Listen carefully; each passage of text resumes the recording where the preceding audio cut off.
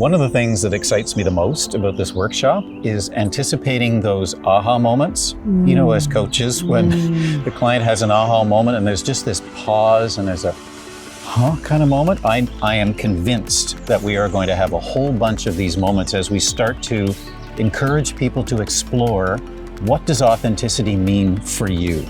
And when you show up authentically, what's actually happening? What are you sourcing? How are you tuning into your values? How is that showing up in the room?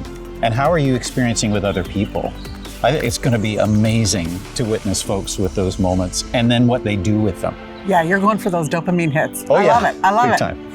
I think one of the things that I'm really excited about is staying in touch with our leaders, with our participants, and really deepening their understanding and like following their story and like how it changed their lives at home, at work, at the grocery store, like in all of the ways. Yeah. Yeah. It's going to be fun.